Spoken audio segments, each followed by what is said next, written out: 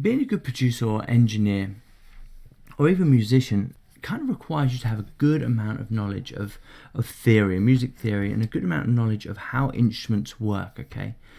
And throughout this course, we've been looking at drum patterns, and we've been looking at bass lines and chord structures.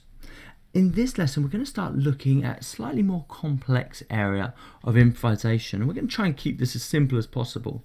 But you do need to know that it does develop a lot past this, and for that reason I've included a lot of information below this video, including chord progressions and various scales.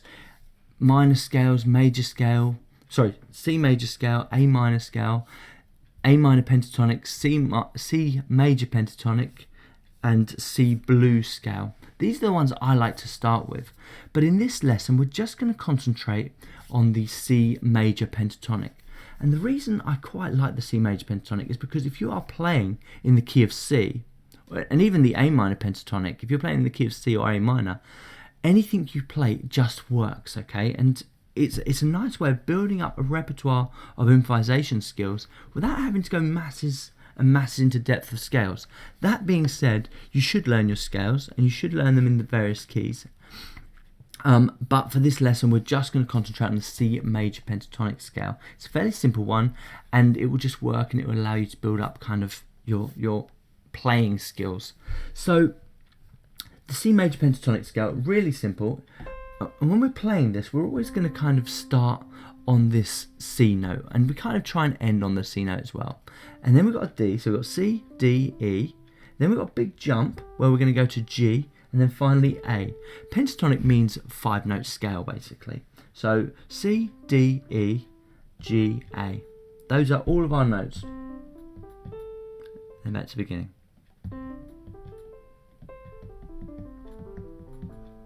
Okay, so practice playing the C major pentatonic, and then we can start learning how to play over different instruments. Let me put my lead synth on here. Now what I've done here is I've just created a new section. So I've put another marker in, so just by right clicking, add locator, and I've just called it Improvisation 1. Underneath here I've added a new track, so just by coming to samples, I've typed in drums, and I've just dragged this in and made the loop. And then I've just created this really simple chord progression. Now if you look at the sheet below this page, you've got loads of different chord progressions. If you're going to try these, always start with the C chord progression and then try it out on some of the more complex chords, okay? So the one that I've used is the second set, which is 1, 2, 5 and 1. So I've got C, D minor, G and then C, okay? That's the chord progression that I'm using. And then I'm going to try and play over with my C major pentatonic. So let's just play this and just see what it sounds like. So here's what we're going to play over. Turn the metronome off.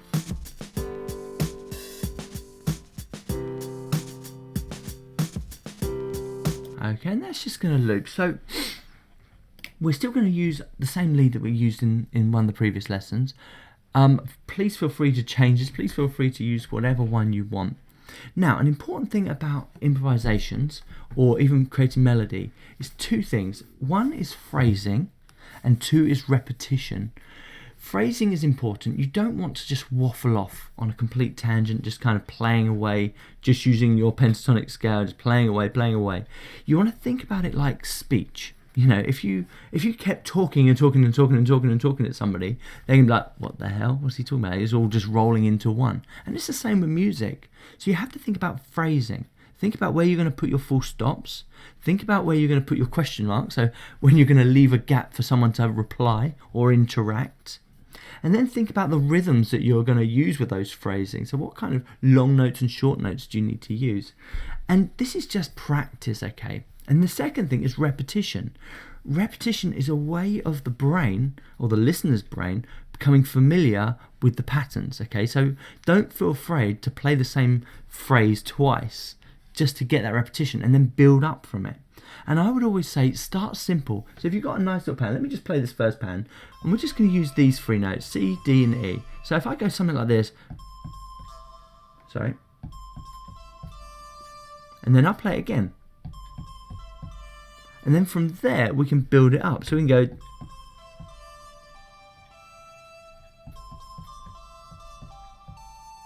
Okay, so back to the beginning.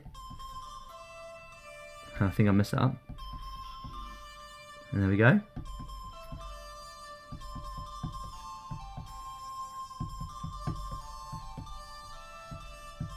Okay, and that's what we're just looking at. Simple phrasing, simple repetition, and then you can start building up on it, okay?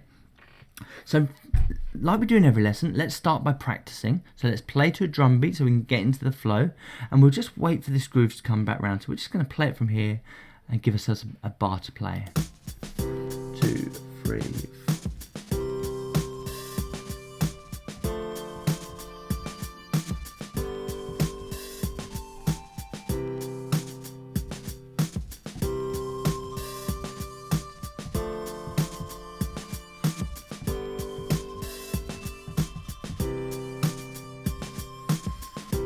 That's quite nice. We can record that. I need to make my loop slightly longer. Now, when I'm ready to record, same drill as before. Rather than using the loop, we're going to use the punch in and punch out, okay? So I'm just going to start somewhere over here. So let me just play. Here's a nifty little tip as well. If you hover your mouse here where there's a speaker and then press your mouse button, it will play, the playhead will play from wherever you've got your playhead, okay? So press stop. And you see, whenever I press my playhead with this speaker icon, it will start playing, okay? Unlike down here, where you select it and it gets itself ready. And I quite like this in order to give myself a bar counting. So I'll click there, and then when I press this, because I've got my bar counting set up here, so 1 bar counting, when I press record, it's going to give me that extra bar that I need, and it's going to start. What I could also do, if I want to give myself a bit more of a lead in, is probably just make this drum loop bit. So now I've got 2 bars, so I can just press my mouse down here, press record, but it won't start recording because we've got the punch in, punch out. It won't actually start recording until it gets to here. So here we go. And let's make sure we've got my track active, which is this one. And press record. 1, 2.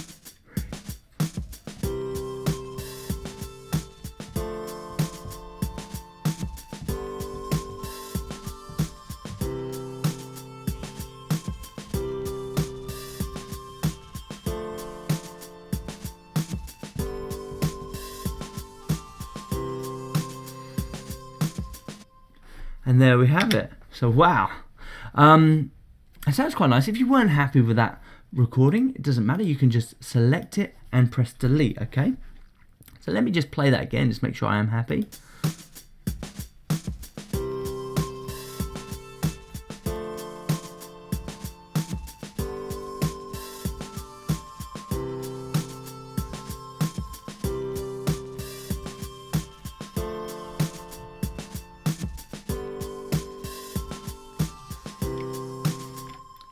That's nice, I can deal with that. So that's your mission, is to record these patterns in, try the various scales, and just keep practicing with these melodic patterns until you get stuff that works. And I always encourage my guys to record them in, because then you can use these as part of your toolbox. Listen back to it and say, oh yeah, I use that phrase, or I use that particular rhythm, and that worked really well, and it's forming part of your toolbox. Now let me just show you how to set this up. So you're going to want to record in loads of these chord progressions, and each time you're going to want to kind of have the bare bones of information. So you're going to want some chords to play over, and you're going to want some kind of beat to play over. So how I did this is, firstly, let's create a new marker. So we'll come up here, where it says bar 44. We'll right click and we'll add a locator. Now we'll press improv 2 and then press enter, and that gives me my marker. The next thing is, let's just drag this drum track on. It's the same drum track as I used before. And I like to work in 8-bar loops. So what have we got here? We've got 4 bars. So grab this handle and then make it another 4 bars. So where we got to? There it is. So now we've got our 8-bar loop. And then we can set up our loop section. So we bring this over. Make sure it covers the 8 bars, and it does. Fantastic.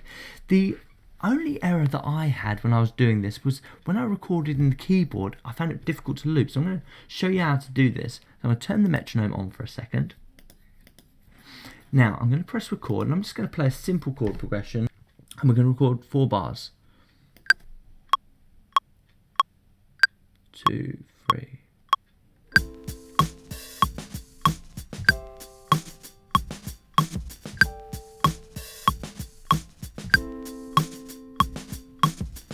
Okay, a couple of things I don't really like about this. Firstly is that massive jump. So let's select the clip, then come down here, and we're just going to move this note here. So it's a G, and rather than being played G4, I want it to play G3. So let's move that down to here. Now remember, I've got this folded, so if you can't see that note, you can unfold it. I also don't like the fact that they're quite quiet, so I'm just going to bring these up in volume just by selecting them and then bringing them up in volume. Now, the next thing that I don't like is I want to loop this. Now, if I grab it up here, you'll notice that it doesn't actually loop, which is a real pain, actually. So what I have to do is come down here, and let's just make this shorter first to get my loop prepared. And I have to make these markers exactly the length that I want to start looping. So come down here, create this loop. Now there's a little trick to this. Select it so it goes big blue, and it has to be done here. You can't do this up here, okay? So right click here, and then there's this little button that says loops selection. And once you press that, you can then come up here and you can pull it out, and voila, we have our loop. So let's play it from here and see what happens. Turn our metronome off.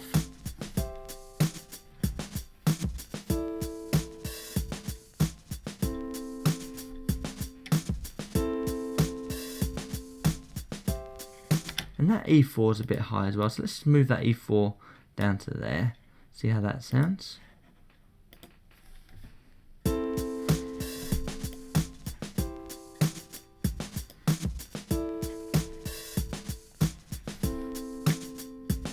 And that'll do, that's fine. I think that's pretty much all I need to say. So we've already got our lead instrument set up, but if you want to record another instrument, that's absolutely fine.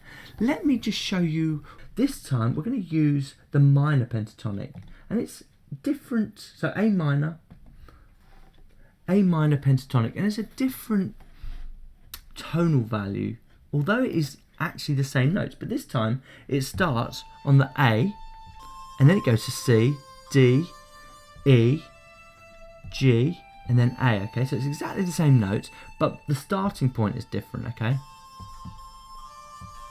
So let's just try an improvisation around this. I put my loop button on, press play. Remember repetition, so wait for it to come back round.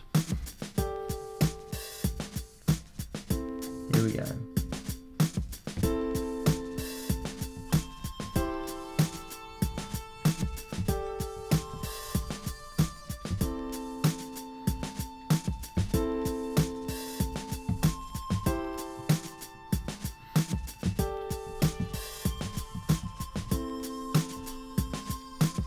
There you go, so you can have a little experiment with those. So there's 2 scales, both of those scales are down below, but literally the only difference between the C and the A minor is the starting point, okay? The A minor starts on the A, the C starts on the C, obviously. That's pretty much all I have to say about that. Give it your best shot, and I'll see you in the next lesson.